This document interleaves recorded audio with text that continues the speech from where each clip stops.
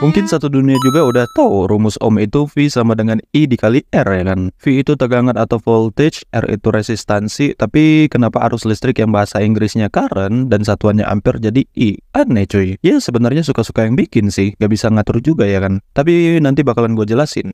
Joe Simon Ohm yang pertama nemuin relasi antara tegangan, arus listrik, dan resistansi yang kemudian dia namain hukum Ohm. Ohm ini udah ngelakuin banyak banget eksperimen termasuk nyetrum diri sendiri dan nemuin bahwa semakin banyak arus yang nyetrum ya semakin sakit.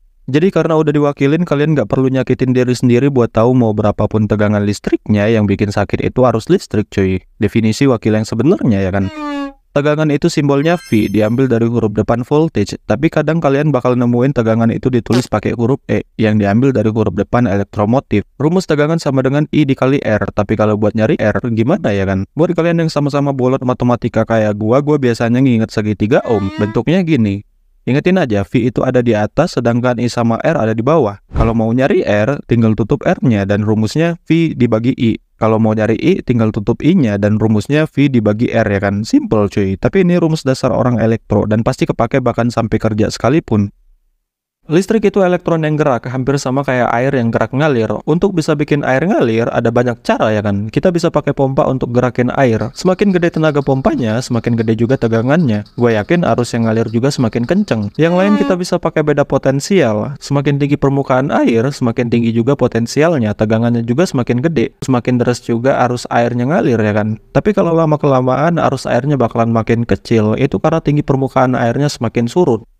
Sedangkan resistansi itu bisa kalian bayangin sebagai penghalang di sepanjang pipa saluran air. Semakin banyak kerak di pipanya, resistansinya juga semakin gede, otomatis aliran airnya juga semakin kecil. Tapi kalau keraknya sedikit, ya resistansinya kecil, aliran airnya juga bisa gede. Kalau ditanya listrik itu apa, sebenarnya listrik itu aliran elektron. Dalam hukum Ohm, arus listrik simbolnya I, bukan C ataupun A. Simbol I diambil dari huruf depan kalimat intensity of current, yang pertama kali dipopulerin oleh Andre Marie Ampere, dan simbol I dipakai sampai sekarang. Kalau listrik itu elektron yang gerak, pertanyaannya elektronnya dari mana ya kan? Gue saranin banget buat kalian preview video gue sebelumnya tentang teori pita konduksi, supaya jadi sedikit paham tentang konsep elektron bebas, sekaligus perbedaan konduktor juga isolator. Dan benda yang punya elektron bebas yang banyak dan mudah gerak disebut konduktor. Kalau elektron yang ada di konduktor gerak, kita dapat yang namanya listrik, dan tentu ada banyak cara buat gerakin elektronnya. Ya sama kayak air juga sih, kita bisa pakai pompa arus listrik yang disebut generator, atau kita bisa pakai baterai yang jadi penghasil beda potensial, supaya arus listriknya bisa mulai ngalir ya kan. Ada yang bilang ambang batas manusia rata-rata bisa ngerasa kesetrum itu kalau arus listriknya sekitar 1 mA atau 0,001 ampere.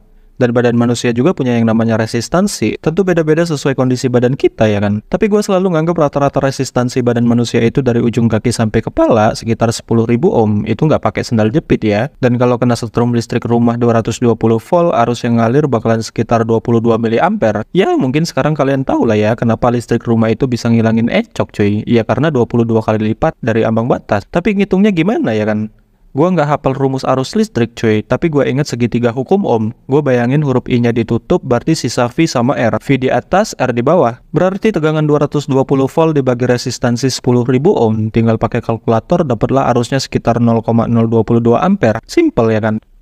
Coba kalau ada dua orang yang kesetrum listrik tegangan 20.000 volt, katakanlah orang pertama dan kedua sama-sama punya resistansi 20.000 ohm. Kira-kira arus yang ngalir berapa ampere cuy? Kalian bisa komen jawabannya untuk belajar bareng atau keep buat diri kalian sendiri ya kan?